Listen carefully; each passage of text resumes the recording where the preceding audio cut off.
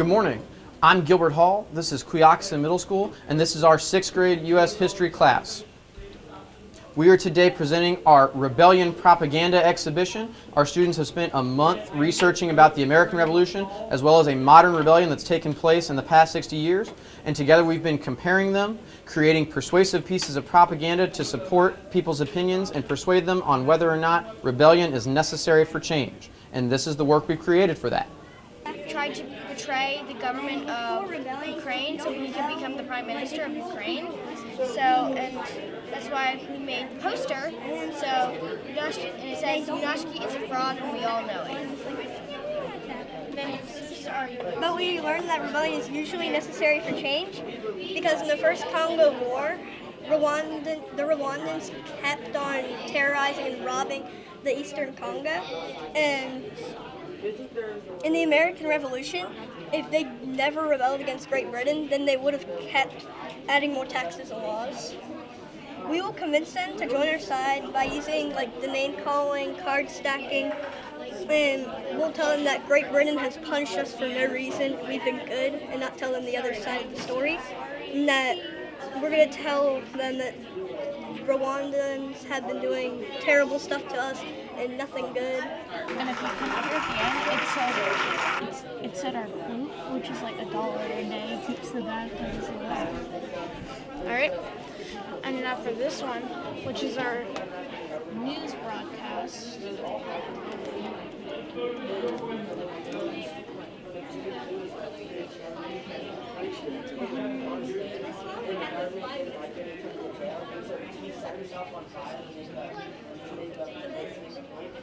It's working.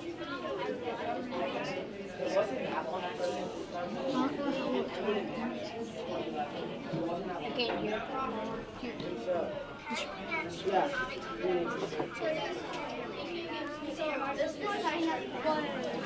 It's kind of like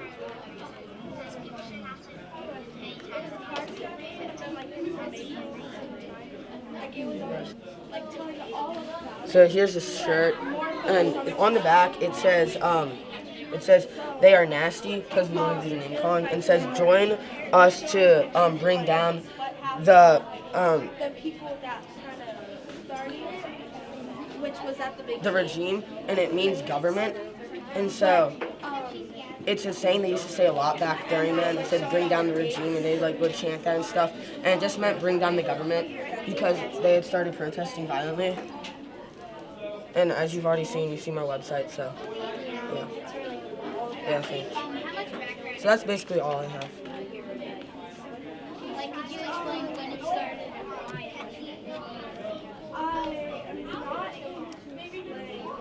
How it started, but I do know when I was researching, it was the first people that were So yeah, that was our rebellion, and it was the Arab Spring was the rebellion. So our American Revolution one, if you wouldn't mind going to press the play button for me.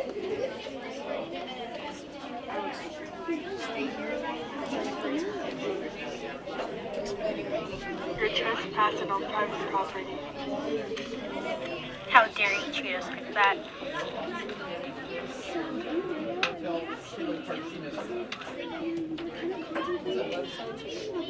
Fire!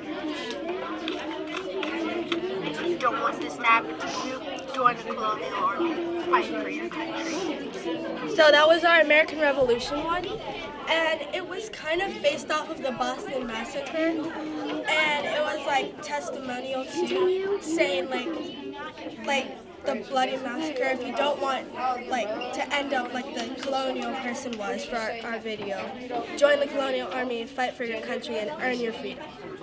And then for our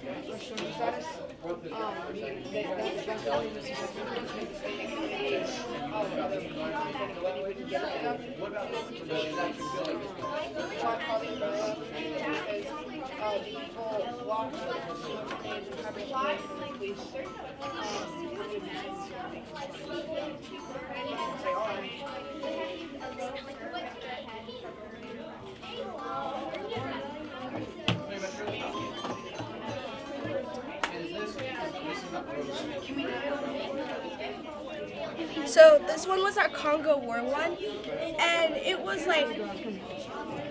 card stacking, but also informational. But it was more stressing the positive qualities of our project, and I wouldn't be able to tell you all of the information off the top of my head, but if I were to play the video and talk through it, I would be able to tell you more about it because I didn't really work on this one as much as my partner worked on it. Alexa, why you should join the Umbrella Revolution is that we are stronger together. We can do it. Everyone is included in this, and we stand for what is right. Don't be afraid. Take matters into your own hands. Only $10 to join the fight with John and Linda. Everybody else is doing it, so why aren't you? Be a part of the community. Fight for what's right. The Umbrella Revolution, citizens trying to get voting rights from the standing committee. Umbrellas are $10.50 each. Join us now.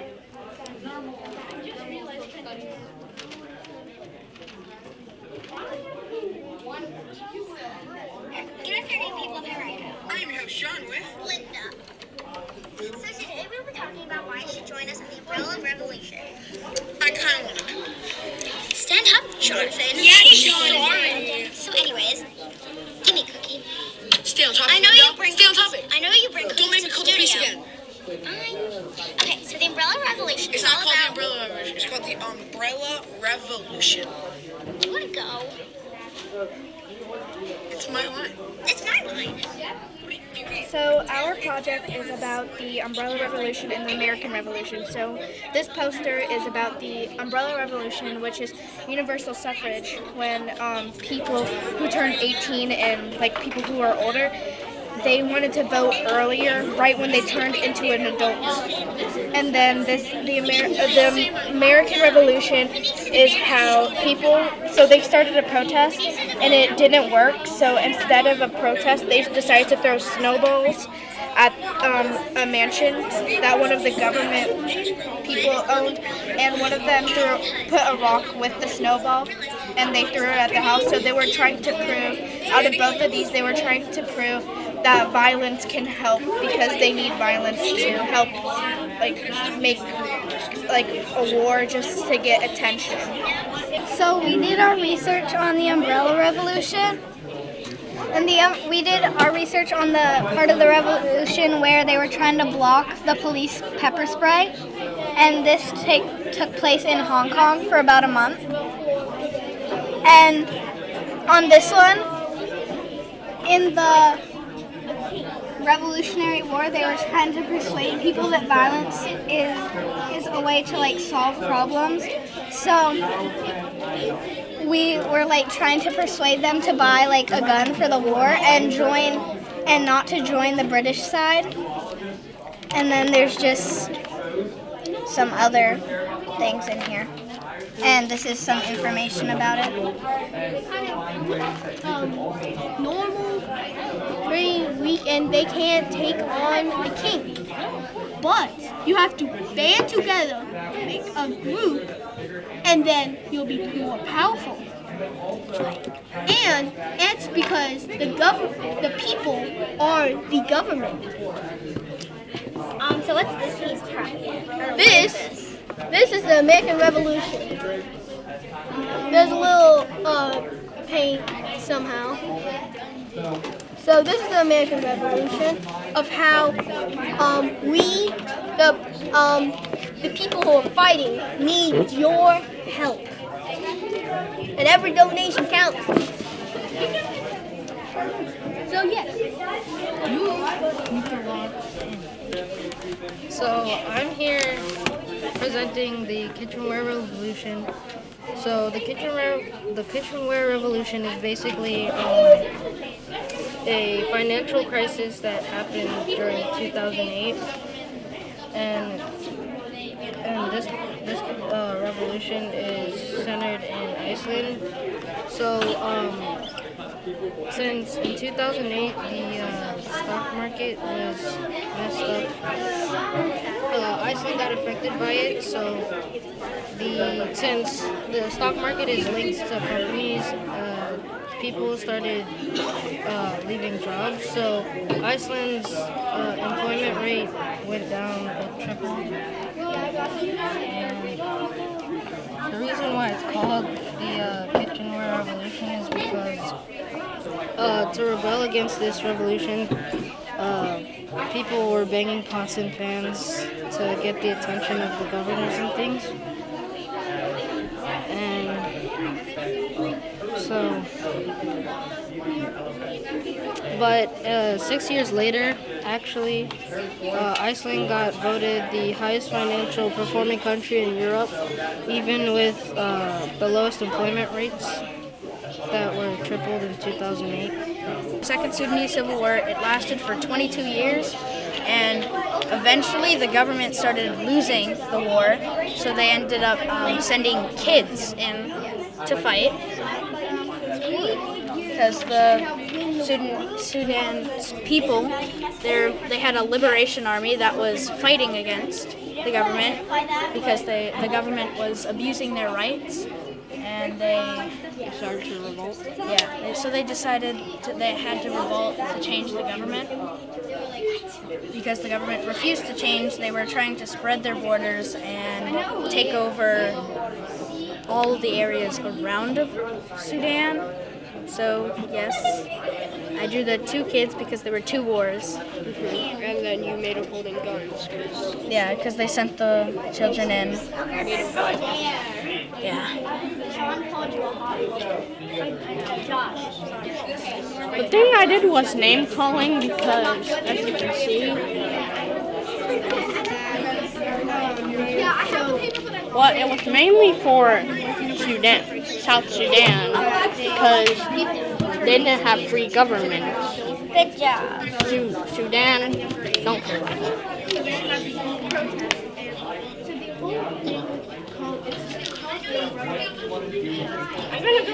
So our group was necessary for change. So the rebellion we did was the Rose Revolution, and the main differences between our rebellion and the American Revolution is that this one wasn't as violent, and because this rebellion didn't include the people, and it included the president of Georgia, and the rebellion started when the president showed a form of nepotism.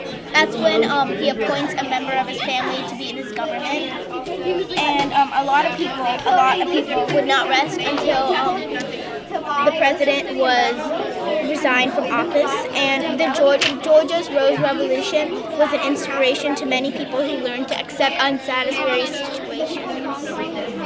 At this point, we're going to stop and take some time to reflect on what we've done. So right now, based on the presentations you've seen, what are some constructive feedbacks? Well, first off, let's start with the good things.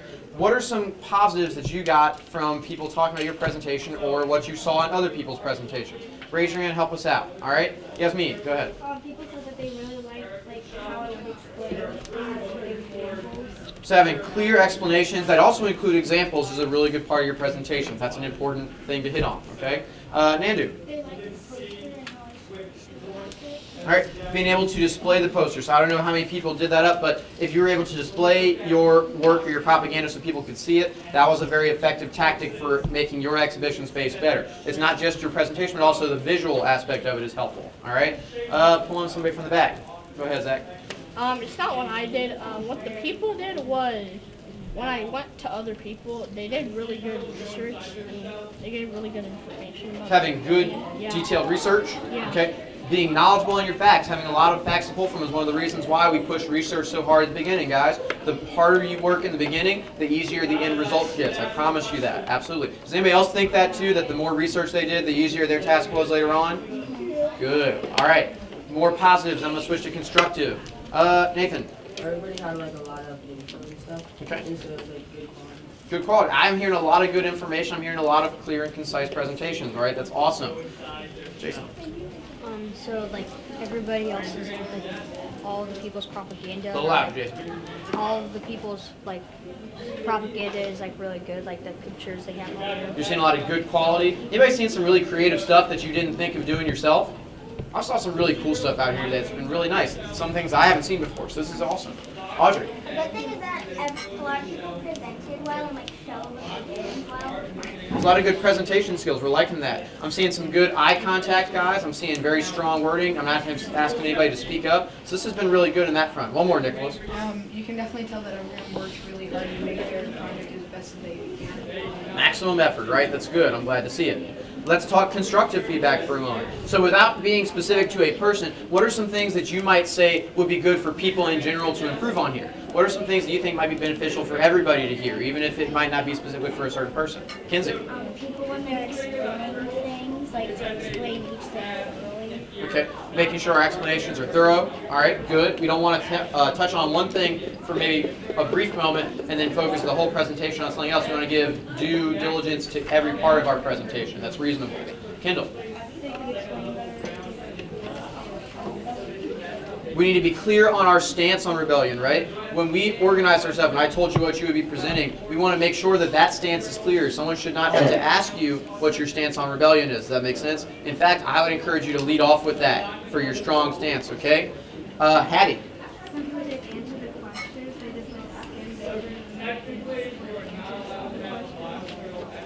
We got to make sure we're doing a complete presentation, not leaving anything out. We want to make sure we address those three questions, you know. Is rebellion necessary for change, and what's my stance? What rebellion did I research and talk about it? And then what techniques am I using in my propaganda? We got to hit on all three things, so be clear and be thorough with that.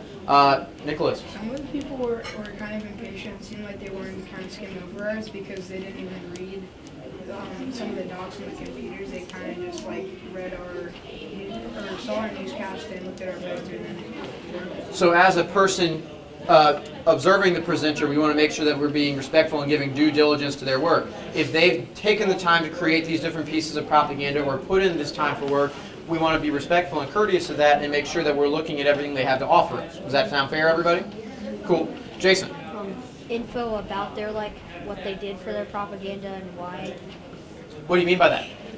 They're like, I guess it could be rebellion too, but like why they, I guess, chose to use that type of like card stacking. So greater explanation into the techniques they use. So what was your reason for going that route, not just explaining what that route was? Okay, I like that too. It makes sense to me, understanding why you chose a certain propaganda technique, why that makes sense. Go ahead, Lewis. Some had like only propaganda only for one rebellion, like 2 pieces for one rebellion, not both. So making sure we're clear on the expectations that we have something to represent what we've learned, but also what we've researched. Okay, good. So let me ask you this. How many of you, given the opportunity now and having seen other people's projects, would go back and change something of your own if I gave you time to do that? Anybody see anything that makes them want to go back and improve or change something that they've done themselves? Cool. That is the point of this, right? Is that we want to reflect and we want to improve on what we're doing. Sophie? No. Okay, awesome. So with that in mind, that's the goal, right? It's always to improve on ourselves, to help everyone get better. Everybody follow me on that? Awesome. So in that case, that's the point of our exhibition, and that was our goal for today, is to continue to learn about history and to improve our ability to research and be better students. And so with that, that's our lesson. Thank you for tuning in, and we hope you had a wonderful time.